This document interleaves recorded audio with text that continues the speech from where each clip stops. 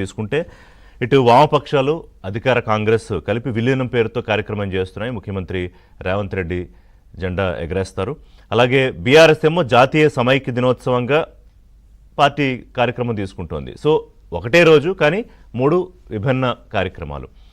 అంటే అప్పటి వరకు 1947 ఆగస్టు 15 దేశానికి స్వాతంత్రం వచ్చినా 1945 సెప్టెంబర్ 17 మాత్రమే తెలంగాణ భారతంలో భాగమైంది. సో అందుకే దానికి విలీనమా విమోచనమా సమైక్యత అనేది రెగ్యులర్గా జరిగే చర్చే. దాని మీద పొలిటికల్గా ప్రతి సంవత్సరం జరుగుతుంటుంది. ఇవాళ చర్చ మన డిబేట్ పాయింట్ అది కాదు. బీఆర్ఎస్లో అంతర్గత రాజకీయ పోరు ఇది ఇవాళ కొత్త ఏం కాదు, గత కొద్ది రోజులుగా జరుగుతూనే ఉంది. ఎప్పుడైతే కవిత బయటకు వచ్చి ముందు లెటర్ రాశారు, తర్వాత బయటకు వచ్చి అందరి మీద ఆవిడ బాణాలు వేశారు, ముఖ్యంగా హరీష్ రావు టార్గెట్గా. ముందు కేటీఆర్ మీద పరోక్షంగా మాట్లాడినా తర్వాత అన్నని ప్రొటెక్ట్ చేసుకోవాలి, పార్టీని ప్రొటెక్ట్ చేసుకోవాలి, హరీష్ రావు అంతా ఏదో చేస్తున్నాడని ఆవిడ చెప్పిన తర్వాత అది ఓపెన్ అయిపోయింది. ఇంకా అందులో పెద్ద ఏమీ సీక్రెట్స్ ఏం లేవు. ఖచ్చితంగా పార్టీలో వ్యవహారం బాగాలేదు, ఆధిపత్య పోరు ఉంది, సరే ఆస్తుల తగాదా కూడా ఉందేమో అని. అయితే నిన్న కాంగ్రెస్ మీడియా కమ్యూనికేషన్ చైర్మన్ సామా రామ్మోహన్ రెడ్డి ప్రెస్ మీట్ పెట్టారు. సాధారణంగా కాంగ్రెస్ నాయకులు ప్రెస్ మీట్లు పెడుతూనే ఉంటారు, విమర్శలు చేస్తూనే ఉంటారు. అధికార పక్షం మీద బీజేపీ బీఆర్ఎస్ నేతలు చేస్తే వీళ్ళు వాళ్ళ కౌంటర్గా చెప్తారు. దానిలో పెద్ద ప్రత్యేకత ఏమి ఉండదు. కానీ దీనిలో ఇవాళ చర్చ తీసుకోవడానికి గల పాయింట్ ఏంటంటే, నిన్న ఆయన మాట్లాడుతూ పార్టీలో జరుగుతున్న కుట్రల్లో ప్రధానంగా ఇప్పుడు కవిత వెళ్ళిపోయారు, తర్వాత పార్టీ వర్కింగ్ ప్రెసిడెంట్గా ఉన్న కేటీఆర్ని పార్టీ నుంచి బయటికి పంపేసి పార్టీ పగ్గాలు తీసుకుని నడిపించాలని ప్రయత్నం చేస్తున్నారు. ఒక టాల్ మ్యాన్ అన్నారు. టాల్ మ్యాన్ అంటే ఎవరు? ఇంకా బీఆర్ఎస్లో హరీష్ రావు. అందరికన్నా పొడుగ్గా పార్టీలో ఉండేది ఆయనే. ఆ ముగ్గురులో నలుగురిలో పోరు ఉన్నది కూడా బయట పడినా పడకపోయినా హరీష్ రావు వర్సెస్ కేటీఆర్, హరీష్ రావు కేటీఆర్ వర్సెస్ కవిత, రకరకాల ఈక్వేషన్. సరే ప్రస్తుతానికి కవిత బయటకు వచ్చారు కాబట్టి ఈ ఫ్రేమ్లో లేరు. ప్రస్తుతానికి బావలు ఇద్దరు కలిసి రాజకీయం చేస్తున్న బావమరుదులు ఇద్దరు ఎంతో కొంత అంతర్లీనంగా ఉంది ఆధిపత్య పోరు అనేది.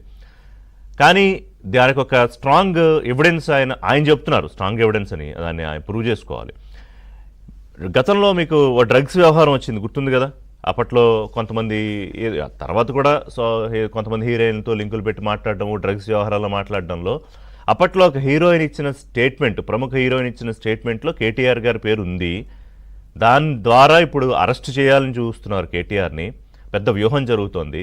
అది కూడా ఇక్కడ హైదరాబాద్ వేదికగా ఆఫీస్లో కాదు, బెంగళూరు నార్కోటిక్స్ బ్యూరో ఆఫీస్లో వ్యూహం జరుగుతోంది. దీని వెనకాల బీజేపీ పెద్దల హస్తం ఉంది. ఎందుకంటే కేంద్ర హోంశాఖ సహాయ మంత్రిగా ఉన్న బండి సంజయ్ గారి కిందకే, హోంశాఖ కిందకే వస్తుంది కాబట్టి నార్కోటిక్స్ డిపార్ట్మెంట్. కేటీఆర్ అరెస్టు వ్యూహంలో బీజేపీ కీలక నేతలు ఉన్నారు. బండి సంజయ్ పేరు చెప్పారు ఆయన. అలాగే హరీష్ రావు కలిసి కుట్ర చేస్తున్నారు అన్న ఒక కాన్స్పిరసీ థియరీ ఎస్టాబ్లిష్ చేసే ప్రయత్నం చేశారు. ఇప్పటికైతే థియరీ అది. కాకపోతే దీన్ని ఎందుకు సీరియస్గా తీసుకోవాలి ఋషి గారు అని మీరు అడిగితే, గతంలో ఇదే మనిషి సామా రామ్మోహన్ రెడ్డిని ఏం చేశాడు, ఇదే రకంగా ప్రెస్ మీట్ పెట్టి కేటీఆర్ లోకేష్ రహస్య సమావేశాలు అన్నారు. ఇప్పుడు ఇక్కడేమో BRS party working president KTR, అక్కడేమో ప్రభుత్వం నడిపిస్తూ ఉన్న ప్రభుత్వంలో మంత్రిగా ఉన్న లోకేష్. సరే గతంలో కూడా వాళ్ళు మిత్రులే, కలవకూడదని ఏం లేదు. కానీ సందర్భం అంటే బనకచెర్ల వ్యవహారం కొంత చిన్న ఫ్రిక్షన్ ఉన్న టైంలో కలిసారు అంటే అది కొంత పొలిటికల్గా చర్చ అయింది, కొంత మాట్లాడుకున్నారు. తర్వాత ఎవరు సీరియస్గా తీసుకోలేదు. కానీ అదే విషయాన్ని ముఖ్యమంత్రి రేవంత్ రెడ్డే స్వయాన సభలో ప్రస్తావిస్తూ ఇద్దరికి కౌంటర్లు వేస్తూ మాట్లాడారు. ఆ తర్వాత కేటీఆర్ గారు కానీ లోకేష్ గారు కానీ ఇద్దరు ఎక్నాలెడ్జ్ చేయక తప్పలేదు. అవును కలిసాం, తప్పేంటి, మీ ఇద్దరం కలవకూడదా, మాట్లాడకూడదా, నిషేధమా, లేకపోతే మీ అనుమతి తీసుకోవాలా, లేదా హైదరాబాద్లో కలవకూడదా అని మాట్లాడారు. సో దట్ ఏంటి, 2 వారాల ముందో 3 వారాల ముందో సామా రామ్మోహన్ రెడ్డి చెప్పిన దాన్ని ముగ్గురు ఎక్నాలెడ్జ్ చేశారు.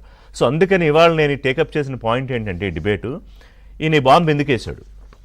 సరే పార్టీలో అంతర్గత విభేదాలు ఉన్నాయా లేదా అనేది వాళ్ళని కొత్త న్యూస్ కాదు, అదేమీ బ్రేకింగ్ న్యూస్ బ్లాస్టింగ్ న్యూస్ కాదు.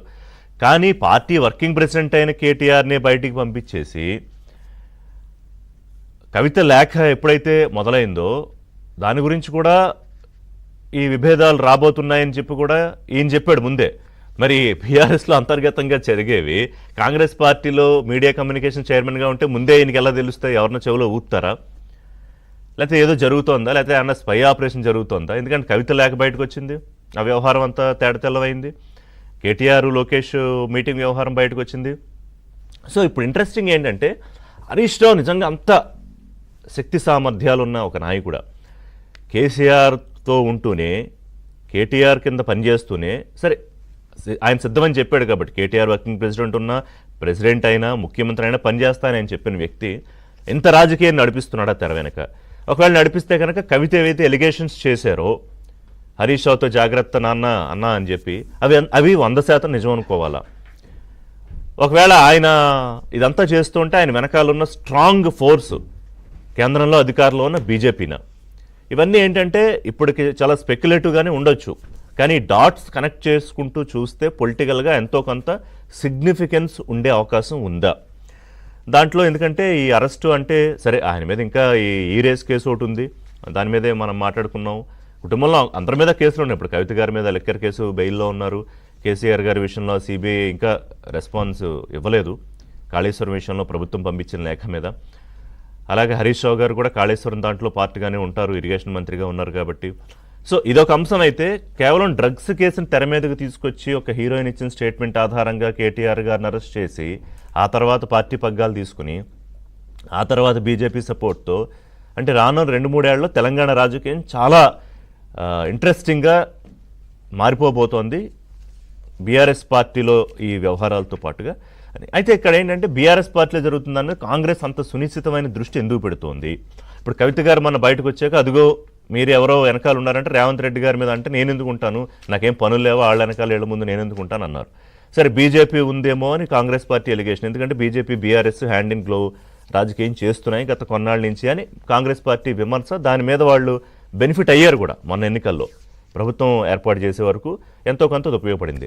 సో ఇప్పుడు ఈ లేటెస్ట్ సినారియోస్ మీద అసలు ఈ కట్టప్ ఎవరు? నిజంగానే హరీష్ రావు అట్లా రాజకీయం చేస్తున్నారా? చేస్తే కేటీఆర్ గమనించుకోకుండా ఉంటారా? మొన్న ఏదో కాళేశ్వరంలో కేసీఆర్ తెలియకుండా అంత అవినీతి చేసేసారని అన్నప్పుడే అందరూ ఆశ్చర్యపోయారు. కేసీఆర్ ఏమైనా అంత అమాయకుడా, ఆయన తెలియకుండా హరీష్ రావు తెర వెనక మొత్తం నడిపించేసి చేయడానికి? అలాగే కేటీఆర్ కూడా వర్తిస్తుంది అది.